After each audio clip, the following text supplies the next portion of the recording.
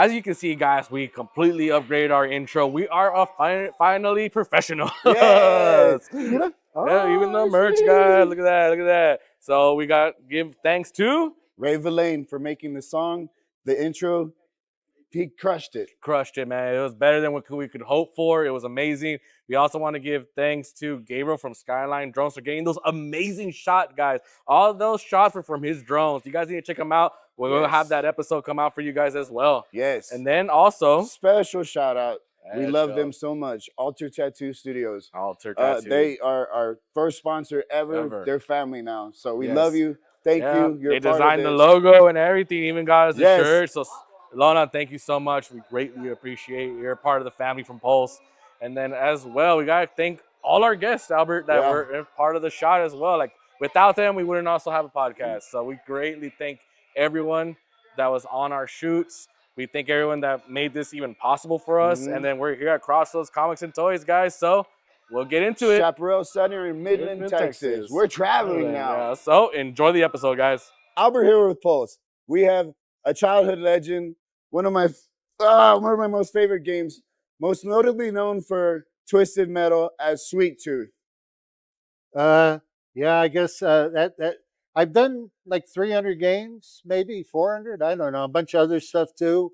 But Sweet Tooth, see the lovable clown with his hair on fire from Twisted Metal, not the TV show, the game, Twisted Metal Black, and that is what people seem to kind of resonate with. They really enjoy it. So so do you go by Sweet Tooth or what's your name?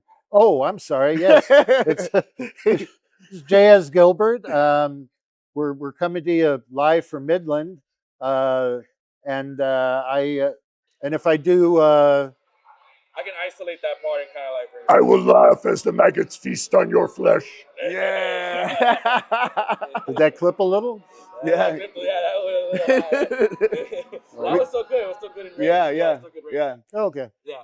Yeah. That's that for like a lot of the voiceover stuff. You know what Nagras are? No. So Nagra was a reel-to-reel, very high end. Okay. And there was a studio in Berkeley that I used to work out of all the time. They did mostly musicians and stuff. So Carlos Santana recorded there and a lot of other. But they did some stuff for games and whatnot. And the guy would let me like rent out these Nagras, these like very expensive recording machines for like next to nothing. Yeah. And so it's great because you don't get clipping, you get tape saturation. Is that how you got into voice acting? And no, I'll tell you, I got into voice acting. I come from a background of working in advertising, and I went through a lot of different hats. I did a lot of statistics. I worked early on with services that would do phone polling and live polling, and then went from there and started doing some special event work for different ad agencies. Got friendly with people, and then eventually found myself writing spots and commercials, and then responsible for going out and doing things on the shoots. So it might have been like initially doing things like gaffing, or then I became a technical director. So you make sure, oh no, his shirt was like this, not like that. Yeah. So you don't have things look weird when they cut and go back. And just wound up wearing all these different hats and taking this stuff in like a sponge. And it was great because you develop some trust with these people, and they just keep coming to you. we're going to have you do this. We're going to have. So before I knew it, I was working as a creative director and producing, directing, writing, all kinds of commercials, and had a couple that I were in the Super Bowl. But most of what I did was lower end, things. I did a lot of car commercials and things like that. In fact, I was the voice of Chevy trucks in Texas for a while. Really? In Texas, it's all about the 7 seconds. In Texas, it's all about the barbecue. In Texas, it's all about Chevy. Nice. Yeah. So I did, but how I got into this was I was responsible for doing these commercials that you've heard on the radio for a million years, and it's like, Saturday, October 27th at the Arco Arena, it's the Allman Brothers with their hits. Get your tickets now at Ticketmaster. And I didn't do the voice. They kind of sort of frowned on that. They wanted people who, talent and crew were separate. Now it's not at all. Now back then, people would say, what do you do? Oh, I work in advertising. I'm a voiceover. And they would say, voiceover, what's that? Now, I basically, I introduce myself and say I'm a voiceover, and they say, me too. And that's like the guy who bags my groceries and the mailman. And so everybody's a voiceover now, which is good timing, people. Get to be a voiceover just when computers are going to be doing it. Yeah. Because you actually had to do it. Yeah, fighting for the bottom. So I will be honest with you. If there are people out there that are saying they're making all kinds of money doing voiceover, it's one of two things. They are either really good at giving blowjobs, or they're lying. It's one of the two. I mean, there's a few. Look, all the people who used to hire me, they want to do the voice. Yeah. Now I still occasionally get to direct talent in a regular studio. They bring me in because they can throw me under the bus because the talent is not talent. It's the client. It's the guy who owns the store or owns the restaurant or his nephew or his niece or somebody like that. So it's a surefire way to get to the bottom. Now, here's what I will tell you. There is a severe shortage of plumbers. And most places, the union will actually pay for you to go to plumbing school if you join the union. And I swear to you, you can come back to me and beat me up in 3 years from now. But in 3 years from now, your average plumber's going to be making $250,000 a year, probably without overtime. So if I were a young man now, no way I would be going into voiceover. I'm talking plumbing, I'm talking welding, I'm talking electrical work. The average age of these people is 52 years old in the United States.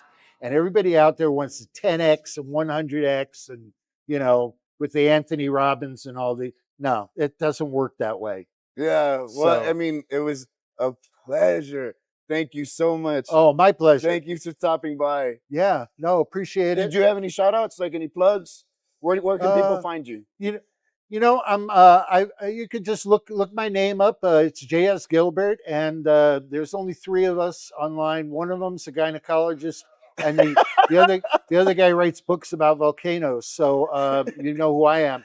And then I'm going to start putting out content like crazy. All the characters that I did and different stuff. I do impersonations, all kinds of things, and then I'm giving away all kinds of merch and swag. So stuff from even vaulted Funko Pops that I have. So, and that's it, because I'm embracing it all right now. And why am I embracing it all?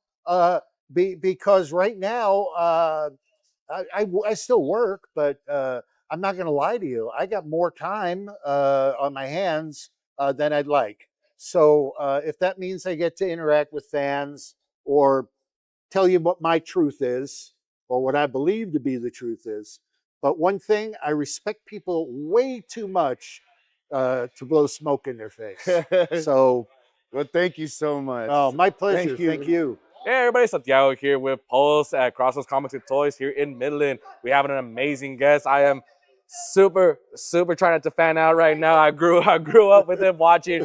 I grew up being disturbed at 2 a.m. with the music of the George Lopez show, Ernie from George Lopez, and then he was also in Blood In, Blood Out. We have Valente Rodriguez. Yes. How's everybody doing? Hey, everybody tells me, you know, like 2 a.m. I'd hear the cowbell. Ting, ting, ting, ting, ting, ting, ting, ting, ting. It's time to get up. Yes, oh man, I would fall asleep every time I do see that little like meme or anything else. I always crack up. I always remember why, and I would stay up just to watch for that 30-minute episode, and then I would just go back to sleep. And the bouncing on the trampoline.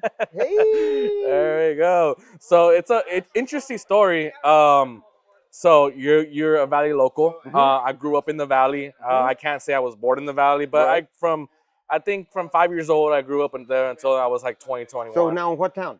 I was in Edinburgh. In Edinburgh, yeah. Yes. So now Edinburgh is about 9 miles directly west from Elsa, and that's where I'm from. From Elsa. From Elsa. Yeah. So it's I feel like it's a full circle because you do go to the graduations a lot, like the university graduations, and you went to UTRGV. Oh no, UTPA. The last year it was UTPA. The last year, yeah. Yeah, it was 2015. And you took a picture with my wife. Oh wow. Yeah, so I do have. I'll show it to you. I do have a picture with you and my wife. Well, even better than that, I started it when it was Pan American University, before it was UTPA.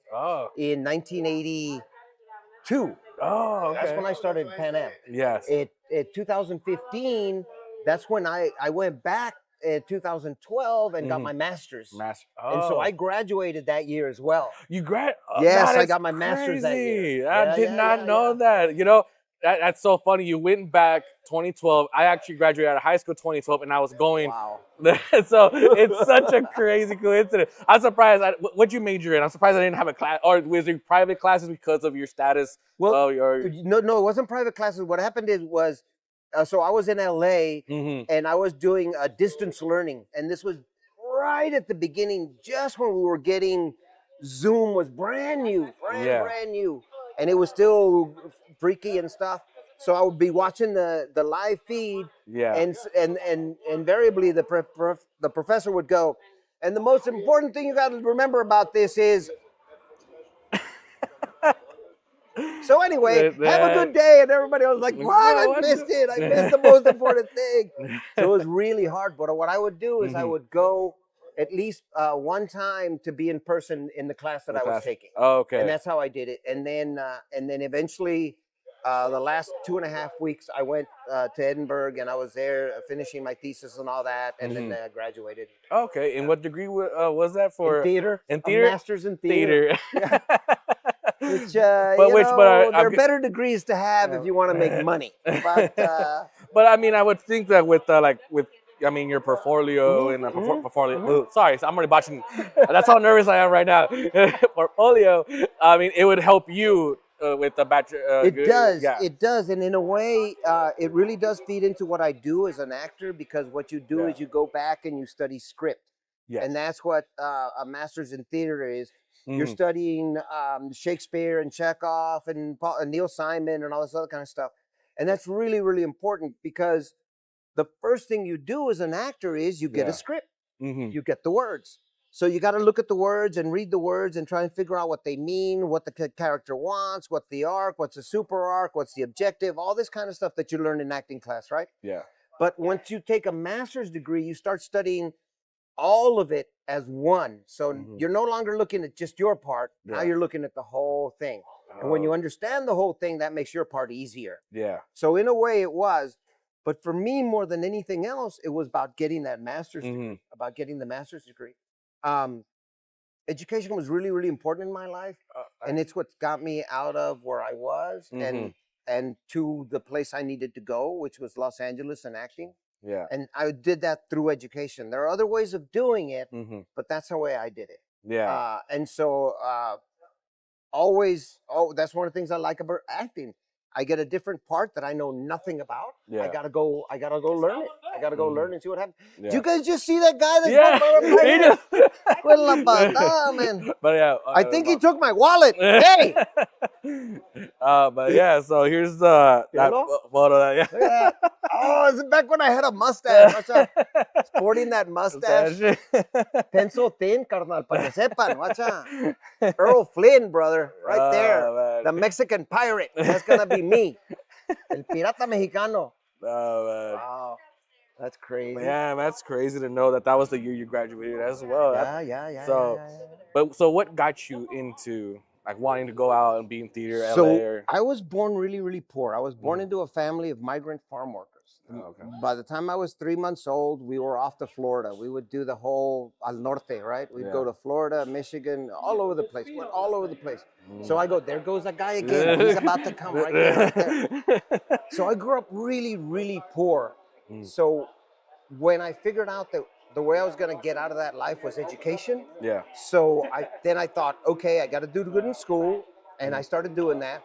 But as well, I was thinking, what job is going to get me a lot of money? Yeah. Lawyer. So I figured I was going to be a lawyer, right? But I got to college and I had some really, really amazing teachers. And the first thing I took, because I had done a little theater in high school, was a theater class. And by my sophomore year in college, all of my thinking had changed. I was like, you know what? I don't need to be a lawyer. I don't need to be rich. I need a college education so I can get a job that'll pay me a good money. That's what I need. And this is what I love to do. So wouldn't it be great if I could make money at what I love to do? Yeah. And so that's when I started concentrating on that. And in all reality, I thought, I'm probably might end up teaching it. I might be a theater teacher at one of these small schools or somewhere else. Yeah. But no matter what, I'm going to get a job. Yeah. Then when I graduated college, I thought, well, if I'm going to teach it, wouldn't it be great if I went out and tried it? Oh. And then when I came back, I could say, well, this is what the book says, but this is what I found out in person. Yeah. So you had hands-on experience. Yeah, exactly. And I went out to LA and it worked. It worked. I was there 4 months. The first thing I did, I got 4 jobs, non-acting. Wow. I was working as a carpenter. I was working at a video store. I was working as a telemarketer, and I was working as a courier, just to pay bills. Yeah. Found an agent. Got there in September. By December, I had already gotten a job on a movie called Salsa, the Motion Picture. Salsa. Wow. The dude that had just choreographed Dirty Dancing, Kenny Ortega. His very next movie was Salsa. And how crazy is this, how the world works in circles? So that was 1988. In 2018, I auditioned for a thing called High School Musical, the series, The Musical on Disney Plus. I got the part.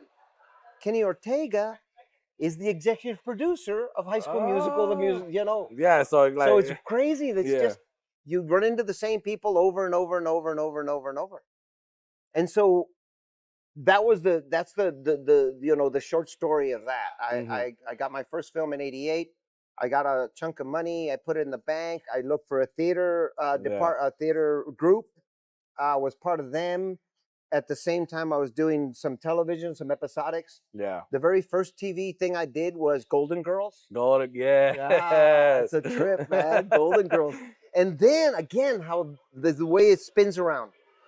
Later, 2015, I was in a series with Fran Drescher called Happily Divorced. Oh. Okay. Happily Divorced was on the same channel that Hot in Cleveland was in. Betty White was in Hot in Cleveland. Yes.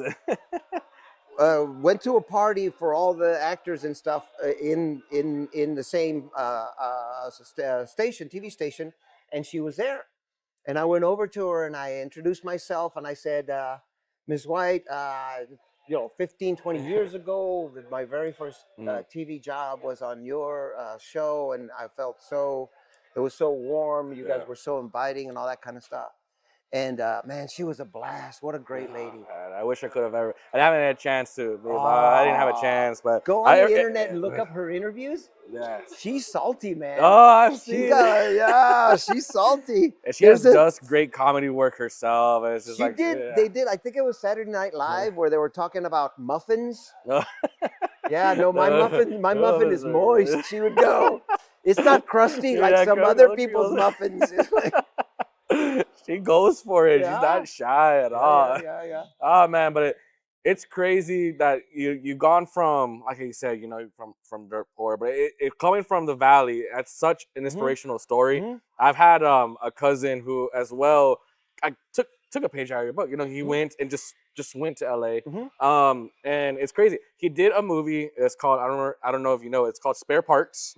Yeah, Spare Parts. Yeah, Spare Parts. With George Lopez. So Yeah. he had to work with that. And then now that I told him like, oh, I'm gonna be in Midland to see from of course Delente, you, and he's like, what? That's crazy how it's just kind of like, yeah. So it's like it's crazy because a lot of people when they think of the valley, they say like, oh, just a border city, this and that. But it's like when you look into like who's come out of the valley, there's one of your lot names' biggest names. So your name is one of the lot of talent, brother. And in music, we have even more talent because the regional music, the Tejano and all the other stuff that's going on down there. It is huge. It is huge. There's a lot of money in that. You have the thing about the Rio Grande. It's like an incubator for all these beautiful stories, man. These beautiful stories. We don't realize it because we live with it every day. Yeah. But the border, immigration, your family, the way you grew up, all that stuff is completely unique to the rest of the country. They're not border towns. No. And so there are a lot of stories down there. There are a lot of performers down there. There's a lot of talent. The first thing you have to realize when you're down there, being down there, and I go into schools and I talk to kids all the time. And I tell them, look, doesn't matter where you're from. Yeah. Doesn't matter what you look like. Doesn't matter if you're a boy or a girl. Doesn't matter if you're tall or short or you're ugly or you're fat or you're beautiful or whatever. What matters is the energy that's in your heart. That's what matters. Nobody can tell how much you want something, right? Oh yeah. And that is the key. Yes. You want it, you work hard for it.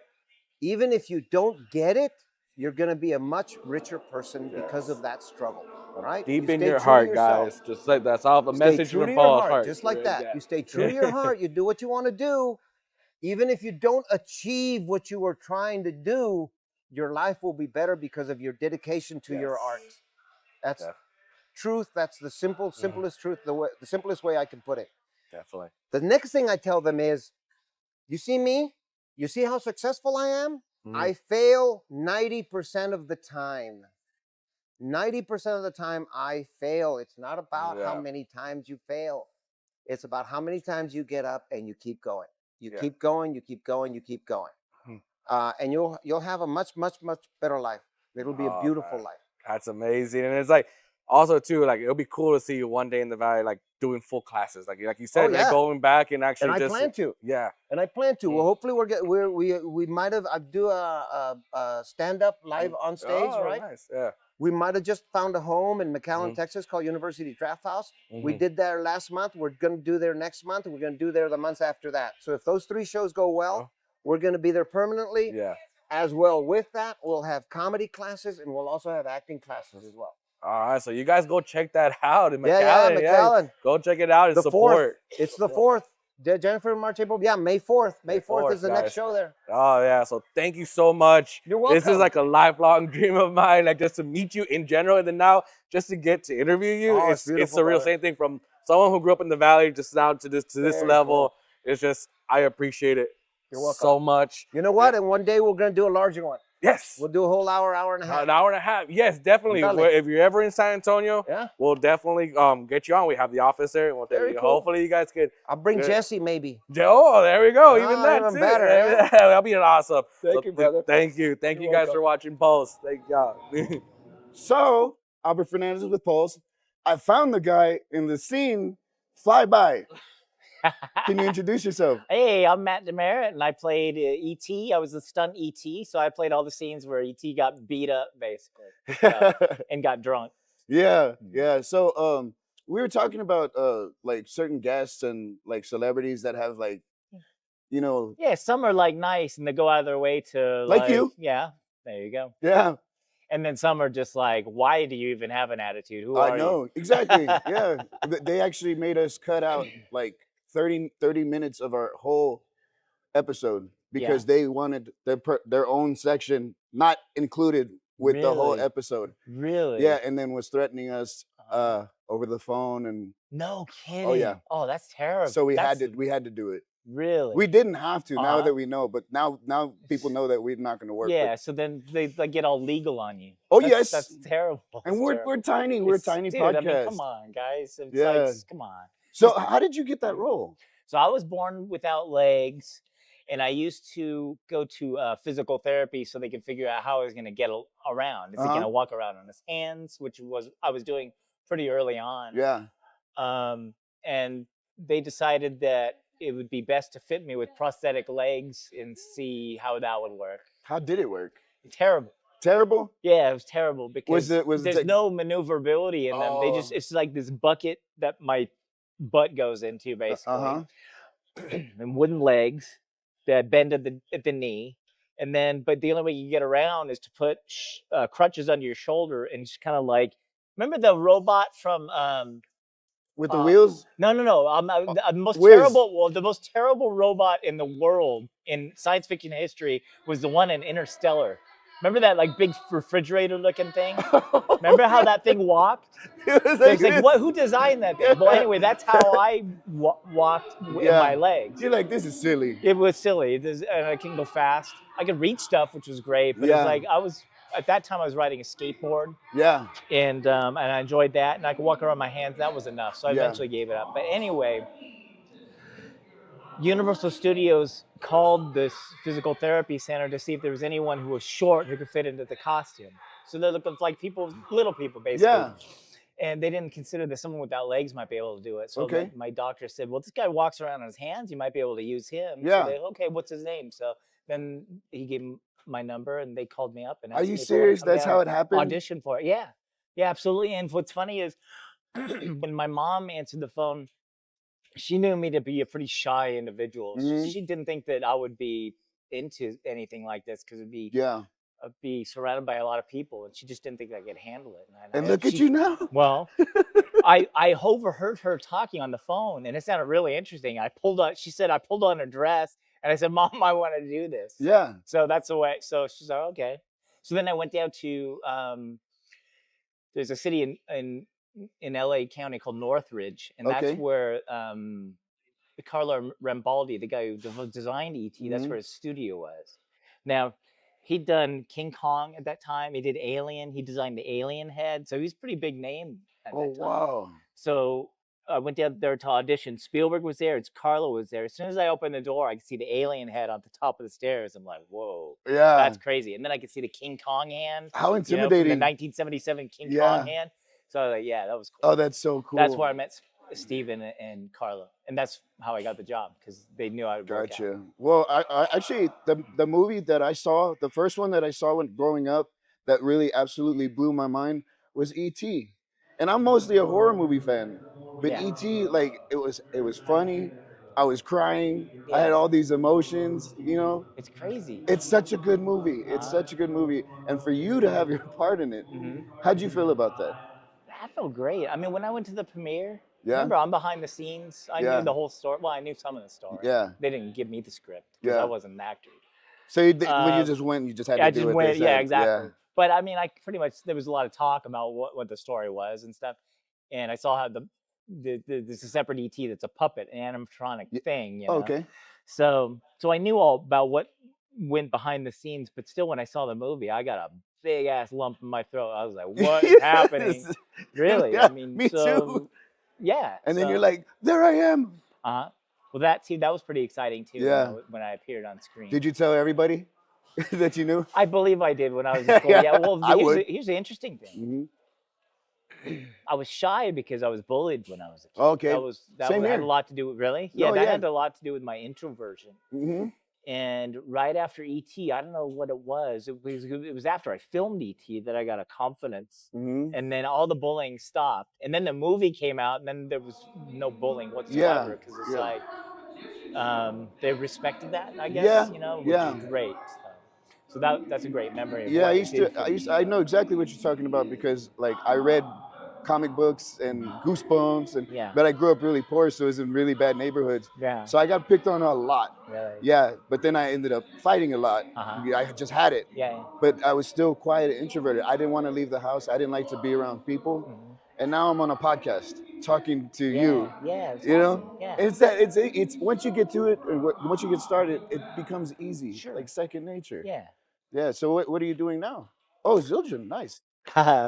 Yeah, okay. So my main gig is I'm a technical director for a podcast program for a software company, basically. Oh wow. Called Esri. They're like a geographic software company. Yeah. So yeah, I'm all into mics and audio stuff. I know all about Oh, this. okay. Big fan of that. But you do well. I mean, you should start a podcast. I should. I'm thinking about starting one. Oh, really? Yeah, I'm thinking about starting one with some of the friends that I know would make good interviews. It'll be just casual sit down chat like this. This Like is the best. This is the best format. Right. Yeah. Because you don't want the same redundancy. No. You know, when No, people and you don't ask the want- same questions. Yeah, you don't want the canned questions. and all Yes, that exactly. stuff.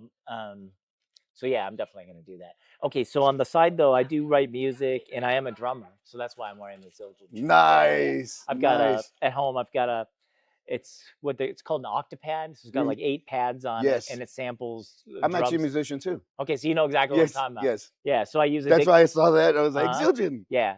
So there's a program called Addictive Drummer that has all the realistic samples and sounds. I mean, the stuff you can do with them Dude, now. it's crazy. Oh man. my god, It's they even sound just like the real thing.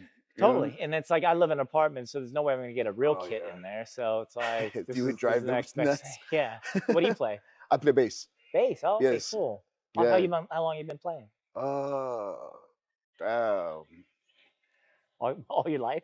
A long time, since I was 12. Yeah. That's an interesting instrument. I wish I would have picked up bass early. I love the sound. Oh. And then bass and drums. Bass and drums. That's the rhythm section, man. That's the core. You can play off of that, like play off of each other, and then also play. If you have a singer, you can hit the notes with the singer to amplify that. Absolutely. Yeah, dude. the bass ties in everything. The drum, Totally. you can't have music without drums. No. Yeah. No. And I love drum machines. I go way back with drum machines. I've got a few, but there's something about the feel of a natural drummer. He's got that groove and got that pocket. Yes. And then you got that in the bass, and that's just perfect. That's the character of your music. Yes. I think it's cheating the drum machines when you can just program. Yeah. Yeah. And there's too much of that. I mean, it's okay if it's a certain style. Yeah. But even like hip hop, it's like Dilla. He did stuff with the MPC where he like shifted the timing a little bit, and had that kind of like swing kind of feel. And he revolutionized the drum machine by doing that, by not having it match exactly to the grid. You see what I'm saying? And that gives you that feel. So I like playing around with that kind of stuff. Oh, I love drums. I wish I could play drums. Yeah. Because I mean, they just seem like bigger rock stars than the whole band. I know. And then they're in the back. Unless you're like Danny Carey or like what's his name? Joey Jordison, rest in peace. Coming out on a spinning. Danny Carey's crazy, man. Oh my God! His setup is insane, dude. I wouldn't even know what to do with all those, and he utilizes everything. He does. Even triggers. He's got a modular synthesizer. Yes. Have you seen that? Yes. Where he plays patterns over the modular the sequences and stuff like that. So yeah, that's pretty cool. People don't understand. Like, you said you wrote music, right? You actually write like the notes and the time signatures and all that. No. I just I do chords and stuff like that. Oh, okay. I work with a singer though in Canada. Her name's Holly Linden. She did session singing in LA for 10 years. She worked with David Foster and all that stuff. And she just gave up on it because, the music business is crap, right? Yeah. So shoot her up and spit her out, right?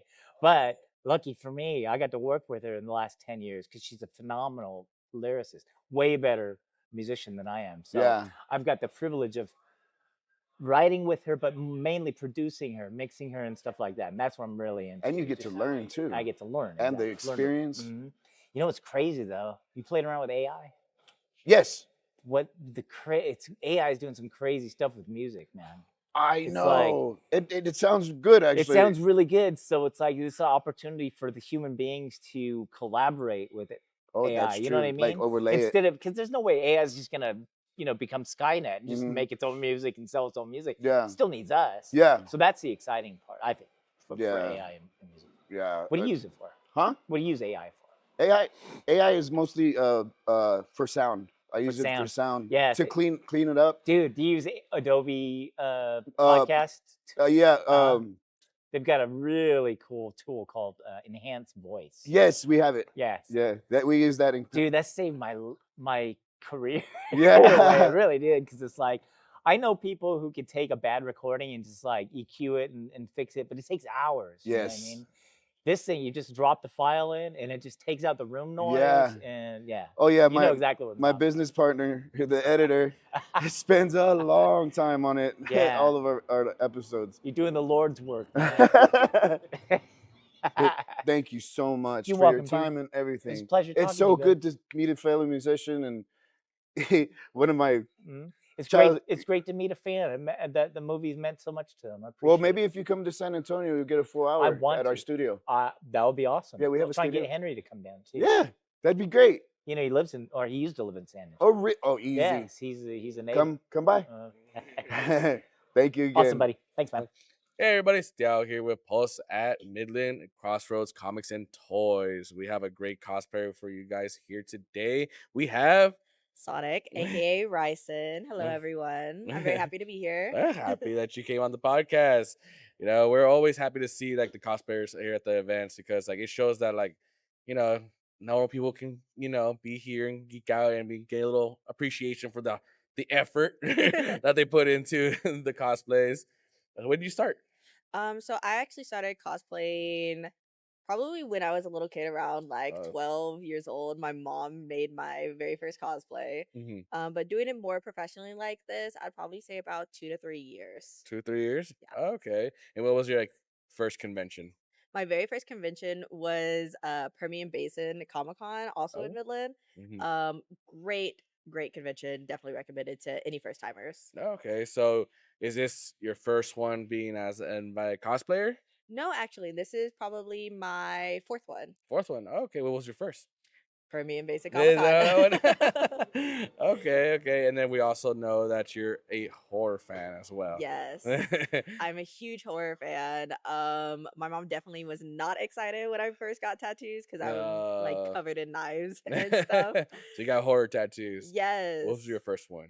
My first one was probably my Jason right here on my leg. Oh, there we go. Yeah. I got Jason, then I have Michael Myers on my other side of my leg. I have a knife girl on my calf, and then of course my giant DVD tattoo. There you go. And then Ghostface on the side of my thigh. Oh, there you go. So dedicated horror fan for sure. So we gotta ask, top 3 horror movies? Number 1 has to be Scream. Scream. Yes. Love Scream. Second one would probably have to be Friday the 13th. Friday the 13th? Oh, classic. Also great. The third one, this one's a little bit more obscure, I would say. Veronica on Netflix. Veronica, okay. It's based in Spain, so it's a Spanish horror film. Yeah. And it's about, of course, demons, as we would. Yes. But she's a good Catholic girl that does what she's not supposed to do in the school basement. Which is what every person does in every horror movie. Of course, you know. You guys already know my co-host will probably be one of those people that definitely not do what they're not supposed to do in a horror movie. But okay, so what got you into the horror genre? I think it was actually my husband who got me into it. We got together when we were about 14, 15 years old. Okay. And so he was really into horror films from his parents. Yeah. So he got me into it. I think probably to scare me, to like get me in his arms. It worked. That's what all guys do. And so ever since then, I've just fallen in love with the genre, and we probably watch horror films probably every night. Every night. There you go. That's how you go to sleep. Exactly. There you go. And then on top of the horror, we also know that obviously you're a fan of the, the gaming, the little bit of the anime. Yes, I'm a huge anime fan. What is your top 3? My top 3. Oh, this is a really controversial question. Let's go. Okay. So top 3, probably Jujutsu Kaisen right now. Okay. Obviously. Great one. Second one would be Ouran High School Host Club. That one's a very old, like controversial one because of the topics and whatnot in it. And then the third one, ooh, probably Fruits Basket, the original, not the remake. Not the remake. Okay, I was about to ask like which one, because okay. So what's your hot take though? Like, what is something that you would say about anime that you're like, people will probably like, wow, roasting you on? So my anime hot take would probably be that anime really is just cartoons. Listen, hear me out. Hear me out. It's just cartoons. It is. Well, if we look at different cartoons throughout the time, sort of like a really popular example that I always say is Gravity Falls. Okay. Yeah. That's technically a cartoon that has a lot of different layers and plot lines going on and is much deeper than just an episodic show. So would you call Gravity Falls anime, or would you look at it and say, yeah, that's a cartoon? I would say it's a cartoon. Yeah. See? So that's my point. It was on Cartoon Network. But okay, so you're going more based off just because it's the same, drawing style, like in a sense of like it's just basic drawing. But see, my hot take on that would have been like, was it a manga panel or was it a comic beforehand? Ooh, okay. That's where anime comes, and then of course, the animation has to be majority coming from Japan. Right. That's what anime would be considered. The classification of anime. Yes, it's cartoons. Yeah. But okay. Yeah, I'm trying to get heated here, guys. Okay, fine. It's fair enough. My anime hot take would be that My Hero Academia is pretty cringe. It is cringe. It is cringe. A lot of people love that one. I like to watch it, but it's pretty cringe at times. It's just like, and then the fan base sometimes is too. I'll get heat for that one, but I was saying sometimes the fan base is a little cringe too. But here's the thing: could you imagine My Hero fans in like the early 2010s when Tumblr was real big? Ooh, with Super Hulock. Yeah, that's a throwback for y'all. Yeah. All right, so what for sure for cosplay wise? Because now you're doing a convention. What made you want to like really get into like, okay, I'm gonna be going more, I guess, professional on that end? So for me I'm actually a drag performer as well. Oh, okay. So I had always kind of incorporated not cartoons, but cosplay into my drag style. My very first one was Obi-Wan Kenobi coming out to Holding Out for a Hero by Bonnie Taylor. Okay. And so doing that and having people come up to me and get so excited to see me in costume and to go, wow, like I just loved it. I'm so happy I got to see this. And it changed their mind on not just drag, but looking at cosplay. Okay. And so getting those reactions just made me feel so good inside that I was like, I gotta branch out. I have to, bring more smiles to people's faces. And that's what I always try to do. And that's what it's about, right? Like seeing them like in wonderment and stuff like. So what got you into the drag like aspect of it? Oh, into drag. So my first introduction to drag was To Wong Fu, Thanks for Everything, Julie Newmar. That is such a great movie. I don't care who you are, even if you're homophobic. That is such a fun movie. It's so much fun. It's a classic. It's so camp. And so watching that with my mom, I was like, whoa, this is a whole new world for me. Yeah. And then I met my drag mother, Poison Ivy, at a show in Big Spring. And I asked her, I was like, can anyone do drag?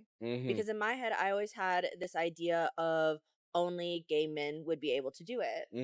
And she reassured me and got me into my first show and said, look, you can do all this. Yeah. It doesn't matter your sexuality, your gender, who you are off stage without your makeup and all of that. Yeah. Anyone can put on a wig and a gown and go out there and live it up. Live it up. Okay. Yeah, my first drag show was probably at LOL Comedy Club in San Antonio.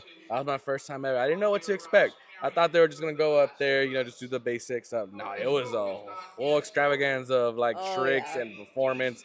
And I was blown away. I was like, whoa, I would have busted my ass already on a table, or I would have broken a neck or something. They're doing some crazy tricks up there. Oh, definitely.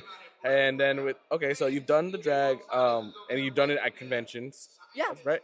have you had a chance to do it where it's like you met the guests that you were in drag in? So, I've gotten to meet a couple of my idols in drag and in cosplay as well. Yeah. I got to meet one of the Sonic actors just earlier. Yes. He was super excited. He said he saw me like walking, so he was like, "Oh my gosh, hi!" And then of course meeting other people is so much fun, especially the voice actors, because they get so excited to see their character come to life.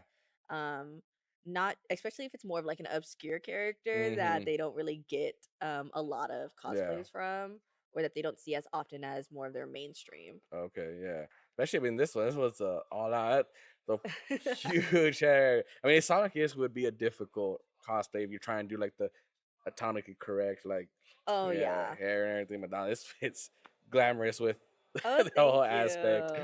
But I mean, we greatly appreciate that you came on with us. You spent a little time with us and explained a little bit about yourself. Oh, and yeah. hopefully, we get to see you at more of these conventions. Definitely. I hope to see y'all there. I'm super excited. All right, thank you so much. Oh, there. As you saw in our previous episode, he likes to photobomb us a lot. But I was like, that's the other Sonic. I just went by. But thank you guys for watching Pulse. All right, thank y'all. Bye. I'll be here again with Pulse. I'm gonna geek out, totally geek out. I'm with Pete Capella. And what do you want? I'm actually known for mostly the voice of Silver the Hedgehog. Yeah. One of the baddest hedgehogs out there. That's correct. That is true story. So how long have you been doing cons? So I just kind of started on the con circuit. So like September, October of last year. So less than a year. Oh, okay. Yeah. Was it something new to get used to? For sure, but you know what's crazy to get used to is the amazing fandom that Sonic has. Like, yes. I have grown men breaking down in tears in front of me because of how the character affected them, and I love that. It's so cool. What's funny is like we've been like snubbed by people because we try to go get them, to subscribe. Yeah. And they're like, where's the Sonic booth? Oh, okay, there we are. Yeah. Take it in stride. But what got you into it? The convention circuit the voiceover in general? Yeah. I started in radio way back in college. You do have that voice. Yeah. A good voice. Well, and you know what? Thank you. But what's funny is now the way that voiceover is and radio is, or commercial announce, that natural announcer voice is not what they want. They want gritty, real. So I had to unlearn everything. Now I do. Now, yes. So now, yeah. But yeah, so I started in radio, and then I was in New York at the time. I'm from New Jersey, so I was in New York City. Oh, okay. I was acting, so I've done over like 3,000 live theater shows, and I do a bunch of film and TV. But I also had this voice, and so I had a demo, and the rest is history. So that transition from like going into voice acting was probably super easy with your theater. I actually think it's the most important part of voice acting is the acting. Yes, because you got to act along when you do it. When you're on film, when you're on camera, or even in the theater, you can emote with your body or your eyes. Mm-hmm. I'll do a close up on you, and I'll know you're sad, and you don't have to say a word. Yeah. But in voice acting, you need to put. You're never. You're perfect. You're perfect. You're so happy. But in voice acting, it's all in the voice, and so you have to learn to emote all those emotions in just what you're saying. Oh yeah. I bet you that's. How do you feel like when you see yourself in, as the character? It's insane. Yeah. And there's some of those things where I'm like, oh, that's the coolest thing ever, because I grew up. I'm old enough to have had an Atari 2600. Oh, You know what I mean? Yes. Like, so I watched video games evolve. So to be in one is just insane. To be in 8 is even crazier. Yes. And then you look at them and you're like, I wish I could have done that line. Every actor is going to say, I wish I would have done that different or better or whatever. But it's just it's a really cool experience. Now, I noticed that a lot of the voice actors that you work with, they do different characters. I did not know that. Oh, yeah. I mean, the same game. So, like, y'all work together a lot? Almost never, oddly. Oh, really? Yeah. So even for that first Sonic 06 game, the only time I was ever in a booth with another person was Jason Griffith, who did Sonic's voice. he was leaving a session. I was coming into a session, and they were like, "Hey, will you do some background voices in this booth?" Did you actually play the game? Oh yeah, like from the first one. I did. Knuckles, Yeah. Sonic 2, then Sonic yeah, and Knuckles. absolutely, man. Like I said, I had every system growing up. Oh, nice. So I was a big fan going into it. Yeah. Oh man, how do you feel about that? Being a fan, and now you're in the game that you love. It's just an insane feeling. It's really cool. Yeah, that's awesome, and everybody seems very nice in the cast. Of course, why be anything but that? Yeah, right. That's the most important thing. I saw the interactions too with the people, and y'all are really engaging, and y'all do extra. We're so lucky that I don't care who you are and what you do. You're lucky that people want to hear or see or take part in what you're doing. So as an artist, you just want to have an effect on people in some way. And so the fact that we do is incredible. Yeah, I know. What I do is incredible. I'm sitting here talking. Yeah, so crazy. So how long have you been doing, I would say, starting from acting to voice acting? Or do you still act? Yeah. Oh, yeah. Oh. Yeah. I'm in Los Angeles and acting full time. Oh, wow. So you're a busy man. Yes. On top of doing cons. Yeah. Apparently. But the cons are great because I love interacting with the fans. It's my favorite thing. And then you get to see what I like about cons is like there's so many different aspects. Like this one in particular, you have voice actors from different genres. Yeah. And then right across, we have some more voice actors, So now you get to experience them as well. Absolutely. I also get to see the country, when would I be in Midland, Texas, and any other time? There's just I just wouldn't have come across here, and it's such a cool place. It's kind of obscure, but what are the other ones that you've been to? Like where at? I mean, everywhere. Really? Oh yeah, everywhere from like Florida to California. They're everywhere, and we're starting to book in like London and Ireland and Australia and stuff like that. So we're gonna get to travel the world. That's amazing. Yeah. Oh, don't worry about that. These are isolated. Okay, cool. I saw you like. Yeah, I was like, I'm a voice actor, dude. I'm not worrying about sound. Yeah. We have this isolation and the AI on top of it. Oh, cool. That's awesome. Backup sound. Cool. Too. Great. Yeah. So, oh man, it's just been such a pleasure. Oh, dude, thank you so much. Do you have any like plugs? I mean, just you can follow anything I do on social media, and it's just at Pete Capella, all one word, across all social media. Oh, and then do you have any future that jobs? I can talk about? No. No, it's one of those things. Yeah. And again, like it's the life as an actor life of an actor is constantly auditioning, and it's fingers crossed that you just do your best work and hope for the best. Yeah. So yeah. Thank you so much for being on Thank you so much for having me. Yeah, appreciate it. And I know it takes time out of your booth and everything. Hey, man. And I'm just a tiny little podcast. No, stop. I'm all you. I was a tiny little voice actor before I booked the big job. You know what I mean? So yeah, it's always something. Yeah, thank you. Dude, good luck with everything. Thank you so much. Thank you so much. Of course. Thank you. Yeah, we're growing pretty fast. I love that, dude.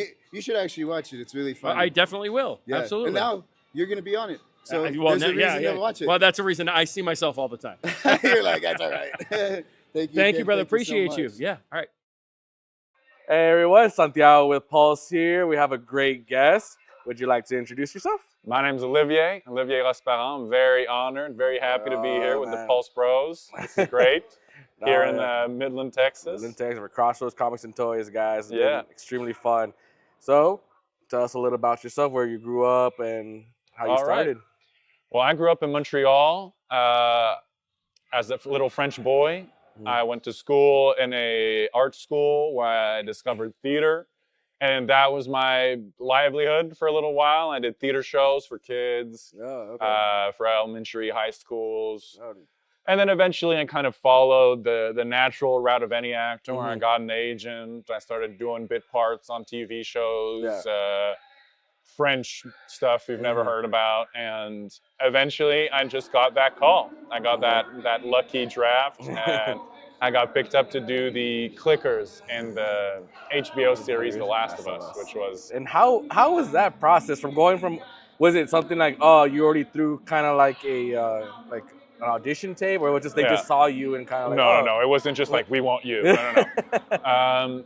So first of all, it was a nationwide casting, which in layman's terms means you're not going to get it. Right? It's just like everyone in Canada's doing this thing, so good luck. But I was the right height, the right weight. They wanted a very specific build. I was a huge fan of the games. And even more specifically, I was that weird kid in theater school who actually loved to do all those like creature, animal studies, I was all about that. So I got to really geek out and do my favorite thing.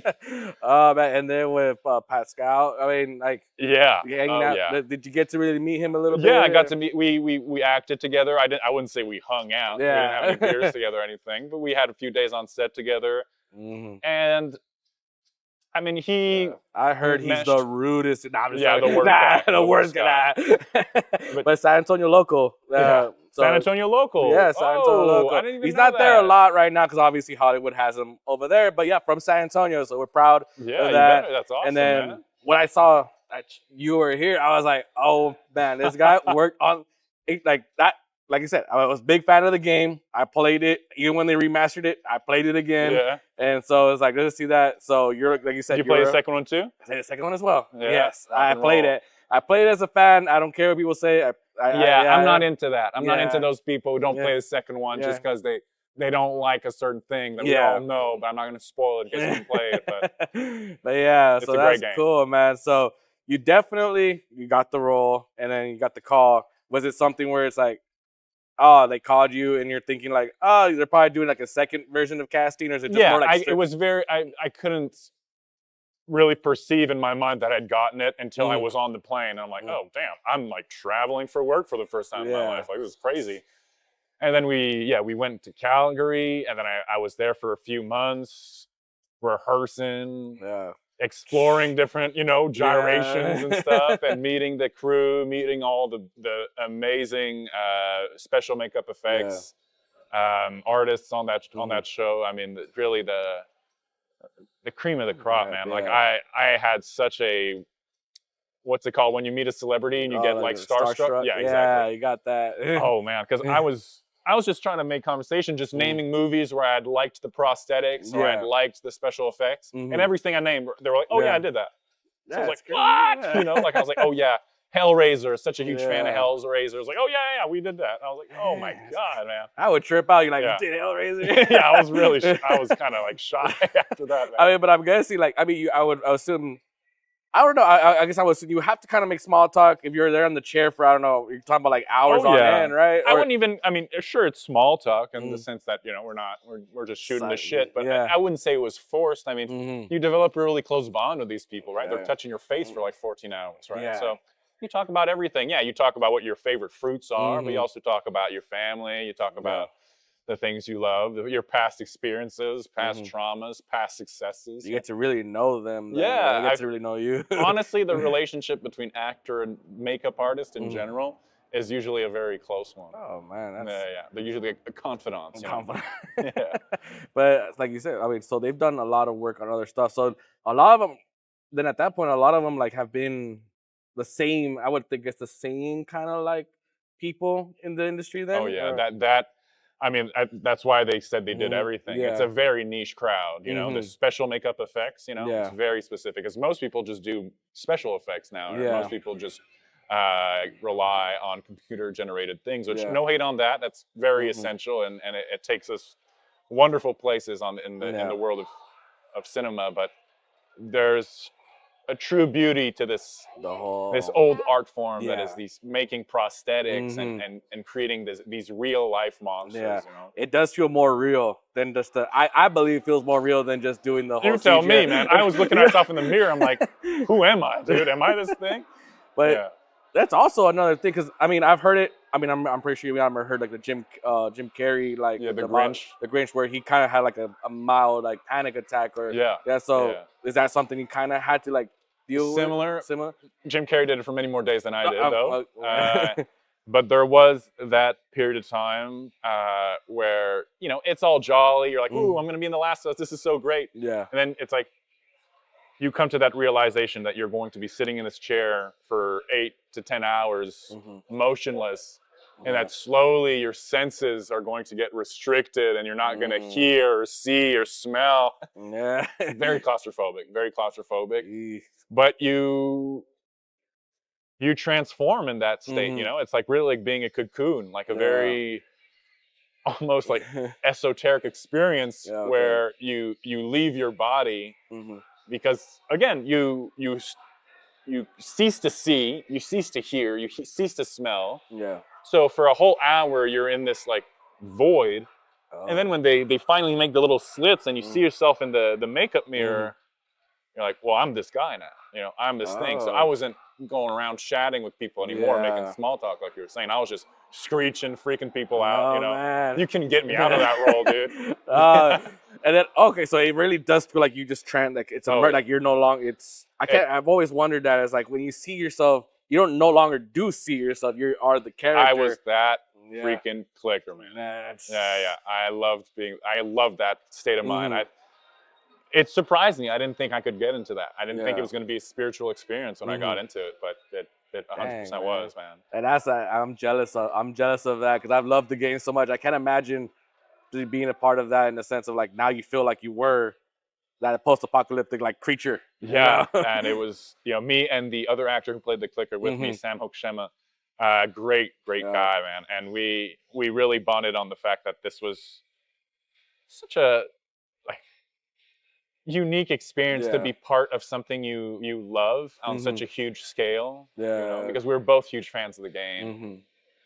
And that so we're both helps, so I'm honored. guessing. So honored to be part of this. And we're pinching ourselves every second of every day. Like, is this really happening? And was it? And I'm pretty sure it was. Like you guys kind of got flinged around a little bit too. Like yeah. Oh yeah, I hurt myself quite a bit. Just thrown around, thrown around, getting shot in the face. Yeah. Was that like? I guess I would say because I mean from the point of view of like you're watching. I'm just watching it, right? I wasn't there on set or anything like that. But was it pretty hard to like kind of like get your marks or get your points correct? Because like there was a lot of obstacles. And I'm pretty sure that wasn't like really hard to see under all that prosthetics. It's a great question, and I would definitely, if I had watched this show, not being part of it, I would have definitely asked myself the same thing. They spent a tremendous amount of time making sure we were safe, making sure we knew our positions, our routes, and again, you're so into it. That even if you do hit yourself, it's like I don't even know. This character wouldn't feel it. Yeah, exactly. And I like to say that they picked the right people. Oh, they definitely did. I definitely believe that you guys were just like. We felt like we were in our element, and we hit our marks, and it was easier than we thought. And I think the whole set was really happy that it went so smoothly because I think. When we shot the first time the clickers appear in that museum scene in episode 2, 3, 2, it was a huge thing, right? It was there was so many people on set, so many coordinators, and I think there was a little fear in the air that this is kind of a make it or break it moment because this is like the emblematic creature of the show. We have to do it justice, and I think they really pulled it off. They really did. Like. The movement and everything, it got me out. Like I was there watching in my living room, like I gotta be quiet. I'm there like, and that movement it's perfect. You guys nailed that movement. I believed it in every sense of the form. I was like, and then the noise, was that generator or that was you? Like so we definitely did a bunch of screeching on set, but I believe they took the video game sounds for the fan service of the whole thing. Or maybe I just didn't screech well, who knows? That screech is crazy. It is pretty crazy. That's why I was like, man, like it felt so real that I was like, I couldn't tell if it was like you guys or it was all or it was the game. So that's it was believable once I saw it. And I don't even know really what they ended up doing. There's so many mysteries to this. I read an article about this that they had used the video game sound. So I couldn't even tell you. I couldn't even tell you really. Man, well, I'm super excited to see if hopefully more clickers.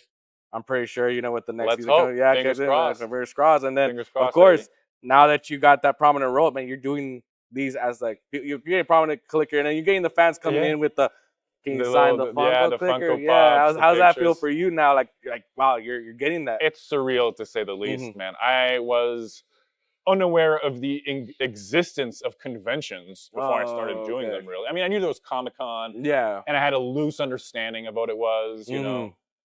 But I had never been to one, let alone participated, let alone be invited to one. Yeah. So I felt, first of all, incredibly blessed and privileged to do it. But at first I was a little uneasy. I was like, I'm nobody, man. I just, you know, I pee and poo like everybody, you know. I'm just some random dude from Canada.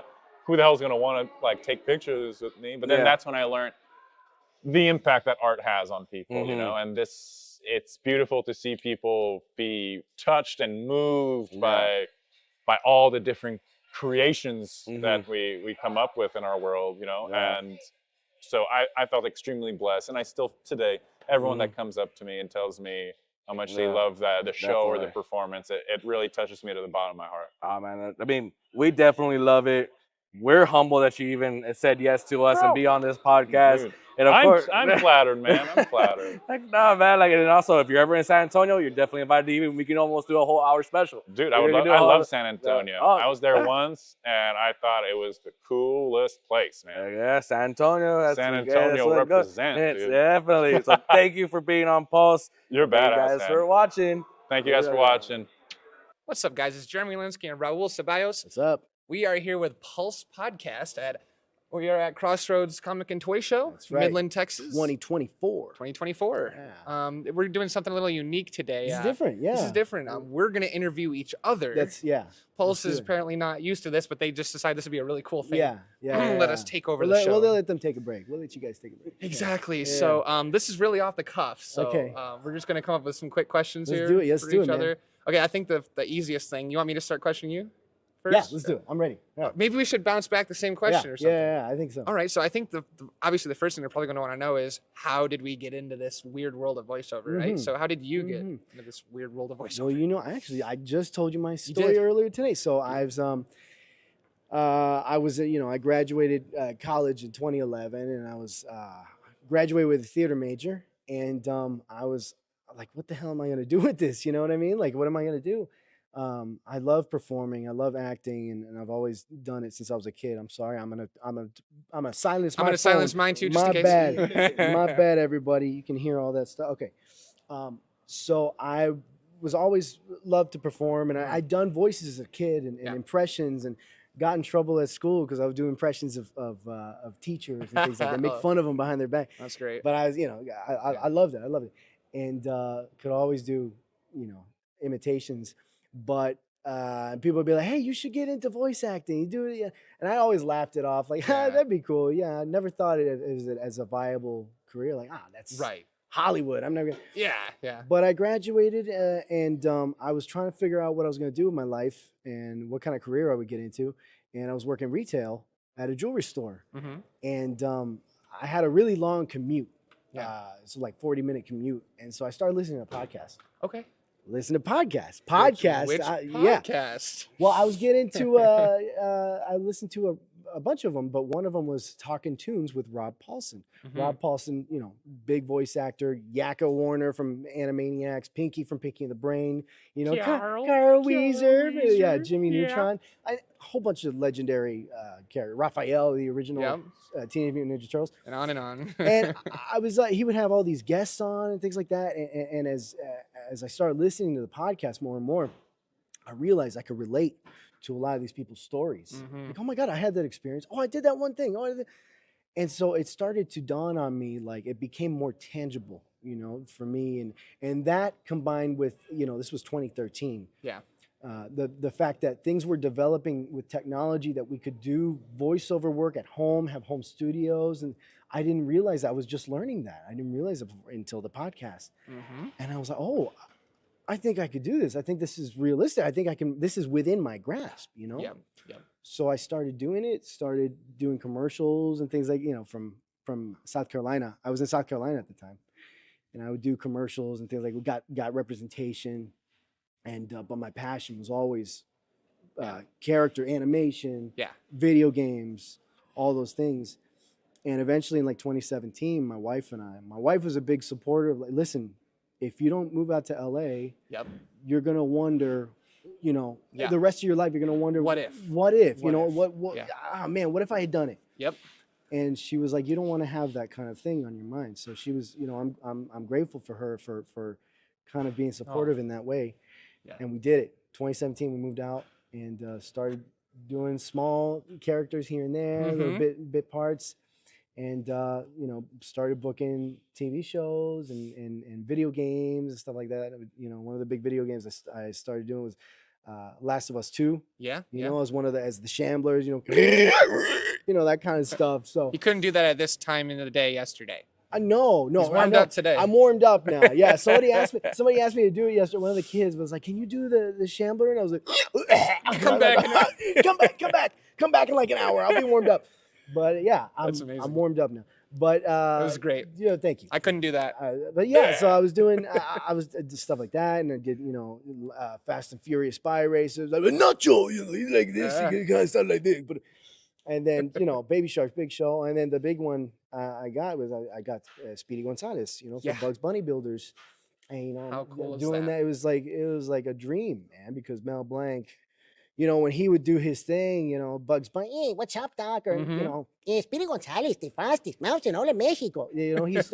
I would imitate those voices. Those were some of the first characters I would imitate. First impressions was the Looney Tunes. Yeah, exactly. And I learned about Mel Blanc, and that was my first opening to like, oh, there's a guy doing the voice. 1000%. As a kid, I was fascinated by that. So being offered the role of Speedy was just like a full circle moment in my life, and I'm so blessed and honored to have done it. But anyway, that's a long-winded answer to your very simple question. Well, I have the same long-winded story. I was gonna say we ramble, so we're ramblers. So okay, same question to you, man. How did you get involved? How did you get involved in? Listen, this guy is more than just a voice. He does it all. And he's super talented. He's jack of all trades. How did you get into all of the stuff you do? That's really nice of you, Raul. Man, Thank you, man. Yeah. I'm not blowing smoke either. No. Sure. Yeah. It's two and two to kind. Thank you, though. So it wasn't always voiceover. It was always a passion, of course. Yeah. Imitating impressions and doing impressions was something I did for fun, Now, of course, like you, not necessarily like dreaming of it, because that's Hollywood. Even the voice acting realm was like, I still feel like that's an actor kind of thing. And I don't know if I could do that or whatever. But I just did it. And I didn't think I was any better than anybody else either. I still don't. You know what I mean? It's still wild to know we're in these positions. I still get the imposter syndrome. Yeah, the imposter syndrome is off the charts. But okay, so basically for me, my whole life it was three things. It was art, and then baseball, and then these voice impressions was like party gag to me. And so it was really baseball and art. But one of those things pays a lot. The other one, there's a reason they say starving artists, right? Yeah. So I wasn't really gonna pursue the art per se, but I knew that was what I was probably the best at, was probably like just being an artist. And by the way, when I say artist, I mean painting and drawing, not like music and stuff like that. But yeah, so I was doing that, and baseball was really kind of what took off. So long story short, because it's a very long story, we'll condense it. Long story short, I was throwing like 90 miles an hour in high school, and I was a left-handed pitcher. And I basically was being scouted by 6 Major League Baseball teams, and I had a pre-draft workout for the Cincinnati Reds, and everybody thought Jeremy Alinsky was going to be this baseball player and all this stuff. And basically, I snapped my arm I broke my arm throwing the baseball on a full scholarship in college. Oh my God, man. I was the first day of college, and I just got this full scholarship, and there was the end of that dream. My career was over. And so it was time to kind of go back into that bag and say, like, what am I gonna do now? But I was majoring in art. Thank you. Yeah, it was crazy. We were crushed, but we thought that maybe I could, we'll just heal the bone back up. It's not like I got in an accident that ruined the arm. It just kind of broke, and we get it back together. And so we fixed the arm, and it was time for me to throw again. I'm on a full scholarship for sports. And every time I got to this position to let it rip, I could not mentally do that. It was too difficult. The last time I tried to throw with full force, I snapped my arm. So it's like, wow, what do we do from here? And so, like I said, I was majoring in art. And so I did the best I could, right-handed, drawing art, you know, and then when I finally healed up enough, I'd switch back over and hold my arm and like draw art in college. So you did like your own physical therapy on yourself. Yes, and we had specific instructions on how to fix the bone because they didn't do surgery on me. Yeah. But that's too long of a story. Yeah. But nonetheless, yes, I was like holding my arm down and like doing these exercises to get these bones in place till they got sticky and got in a good spot to heal. Yeah. We got it all healed up and just mentally couldn't do it. So here I am, like, I guess until I, you know, can mentally throw again, I'm going to just focus on art, and I don't know where my career is going to go. And so we were waiting. I ended up losing my full scholarship because I can't play baseball anymore. Yeah. And it was summer break. Yeah. And that year, this app called Vine came out, which, spoiler alert, that's how we met. That's how we met. We were both on Vine. You kids remember Vine? You guys remember Vine? You remember those days? Remember those days, Vine? Yeah. God, that app is dead now. It's yes. But that was fun while it lasted. It was, and that's why we're here. I mean, I won't speak for you, but for me, that's why I'm here. It was a big part of it. It was a big part of what happened. So for me, basically, my girlfriend Kayla was like, "There's this new thing coming out. People are having fun on the app. You should try it out. I think that you do those funny little voices and stuff." Well, I started out just doing like funny videos, and the videos weren't doing anything. And then I was like, okay, let's try the voices. And I did one video where it was Mickey Mouse and it was Elmo from the very beginning. It was Mickey and Elmo. And then I think the third one was like SpongeBob laughing or something. Yeah. And I'm sure these guys would want to hear it. Yeah. So I basically, sorry, this is really early in the morning, but I think I did something like, "Oh boy, it sure is great to see ya. Some imagination, huh?" And then the other two was like, "Was Elmo, of course. Hello there, Elmo here." It's insane. Thank you. Yeah. This guy's insane too. And then and SpongeBob SquarePants. You know, that was a bad one. I'm ready, Squidward. But in 6 seconds, it's a lot faster than that. That's right. 6 seconds. Everything was, and as fate would have it, like, you know, I hear a bling on my phone. And I think there was a hashtag. They did like America's Got. That's why I did it. You know, America's Got Talent. They did a Vine's Got Talent. And I did not know that. Yeah, so it was kind of just for Viners. Just for Viners. Okay. It shifted my brain from like funny videos to like what's a talent I could show. Yeah. And that's actually what kind of started it. Yeah. So so I did that video. And then I just hear ding, ding, ding, ding, ding, ding, ding, ding, ding. And long story short, I refreshed my phone, and like the 2 fans I have is like 2,000. You had a huge following, bro. You did. It's crazy. That's cool. Oh, thanks, man. Yeah, it spiraled out of control. And then at the end of the year, I was like I was a 150th most followed person in the world on the Vine app for doing impressions. Yeah. And that was when I got it. Not an agent, but Nickelodeon reached out in 2015 and said I need to come out to LA. And I had a whole phone call with them, and I had like not the best management at the time. Yeah. We lost track. I basically pushed back, like, "Did you reach out to Nick? They want me to," and they, "Oh yeah, well, you know, things are kind of a few excuses," and lost touch with the Nick connection. Yeah. And then Vine shut down. And my dad was like, I was like, "I don't know what to do. I broke my arm and Vine's gone." Yeah. Finally, you know, and he was like, "Well, you built a platform on your voices. You know, you didn't lose the talent, you lost the following. Who cares about a following?" Yeah. I still feel that way. Yeah. If you're talented, go out there. It doesn't matter your followers at all. Absolutely. You know, if you're talented, you can be successful. Yeah. Take this guy and me as examples of that. And anyway, yeah. So my dad was he flew me out here, found me a place. I stayed with Alex Walker Smith. That's right. Alex Walker Smith took me around. Friend of ours, Alex. Shout out to him. Really talented. Talented voice actor and composer. Great stuff, music, incredible. Check him out. Yeah. I stayed out with him. He helped me find a place. Yeah. And I'm gonna wrap this up because longer winded than yours. And basically, after doing a whole bunch of failures and successes, eventually, I met Cheryl. And Cheryl Chase, the voice of Angelica Pickles. Angelica Pickles, that's right, from Rugrats. And I built a little TikTok following too, and that's kind of how I met her, from going to cons. From doing the puppetry too. From doing the puppetry, yeah. I should probably talk about the Elmo thing. I got the Elmo puppet toward the end of Vine, and started doing that, and I'm going to cons and stuff, doing that, and then that's when I met Wally Wingert, who is also another legendary voice actor who saw me doing Elmo and started gaining a following with doing that. And I actually have the puppets here today as well. Yeah. And I started getting known as this Elmo guy, basically going around doing Elmo voice all over the place and stuff. And that kind of just spiraled out of control too.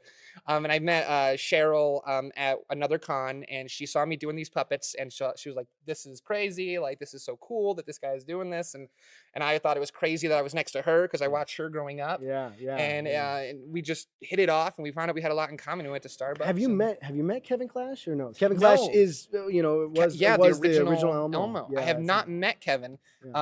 But someone saw me at a con once performing Elmo, and apparently they were Kevin's friend. Okay, And they were like, "Please say hi, Kevin." And I didn't know which Kevin. Yeah. And I'm saying, "Hello there, Kevin. Elmo loves you very much so." I should have been saying, "Thank you for creating Elmo's voice." Yeah. So I can do this. But it turned out, he's like, "I'll send that to Kevin Clash. He's a friend of mine." That Kevin. Oh, yeah. wow. I was like, "Oh my goodness. Okay." So that's kind of that. And but going back to the Cheryl thing, like, she just kind of took me under her wing and was a mentor, and I know you have one as well. Yeah. Well, basically she introduced me to her agent, and she signed me on, the petitioners, and I've been auditioning for 6 months now and just crossing my fingers to hear back. And that's kind of where I'm at right now. So I'm very, very new. I've been doing the voices for a long time, but in terms of having an agency and doing things, and I did book one gig, and that was cool. Yeah, man. And it's like a little bird. One of many to come. Sure. Oh, thank you so much. I was just striving to be like my buddy Raul here. But yeah, man. So that's kind of the voice acting story for me. How we got from baseball to me as an auditioning voice actor. Now that's cool, because you took something. What I love about your story is you took something that was you had a trajectory, right? And then something horrible happened. Yeah. And you weren't able to follow that trajectory. Right. But you took that, and then you leaned into your other talents, and you took that and you spun it into something different. Yeah. And I love that. I love that you were able to fall back on your feet. Well, thank you, brother. Because where a lot of people, they kind of maybe get mopey, or like, well, I don't know. But you took that and you're like, no, I'm going to do something else with it. I've got all these other talents. I'm going to go a different direction. You know? And I respect that. I think that's really cool. Yeah. Thank you so much. Yeah, that man. means the world, man. Yeah, it really absolutely. does. Yeah. It was really disappointing. We were all disappointed. We all had these ideas of what the next few years might be like. Yeah. And so there was like this immense pressure to try to live up to that in some way. And I don't know. I'm just blessed. Yeah, I'm just extreme. There's no ifs, ands, or buts. I am extremely blessed to be able to do what I do, and I love doing it. Yeah. I love doing art. I love doing voices. I love meeting people like you. I'm blessed to be surrounded by the people I'm around. That's like, part of without it. These guys, You love doing it. That's the thing. That's the thing. It's like it doesn't feel like a job if you love doing it. And if you don't love doing it, what's the point? You know what I mean? 1,000%. So it's like it is kind of a blessing to be able to do something that we love to do all the time, and meet new people and do events like this. Like, this is something for me. This is my first con, by the way. This is my first con. So this has been amazing. It's been so much fun, and meeting so many new people and things like that. And this is just yet, it's like voiceover adjacent. It's like beyond voiceover, just yet a new world of things that I've been introduced to. Yeah. That I've now, like, oh, this is amazing. I had such a blast. And things well, like that. So, this is his first con of many. You are going to be hearing Raul's name in the near future. I'm really proud of him and how far he's come. Watching him all the way from Vine into where he is now, and it's just going to continue to grow. And it was a pleasure being here with you too, man. Likewise. Yeah, sitting next to you has been amazing. Seeing you sell your first print, and just and you're good with the people too, man. So you're gonna love the cons. Yeah. I've had a great time so far. So yeah. Awesome. Well. All right. Well, this has been Jeremy Olensky and Raul Sabaya. Yeah, I'm Raul Sabaya and Jeremy Olensky. All right, man. So hopefully you enjoyed hearing us talk for a very long time. And we're here with Pulse Podcast. Oh, thanks, Pulse Podcast. Sí, aquí en Pulse Podcast. You come down to, next time, maybe next year, you come down to Crossroads Comic and Toy Show, and we'll see you soon. Hopefully we'll be back. Real soon. Arriba! So long.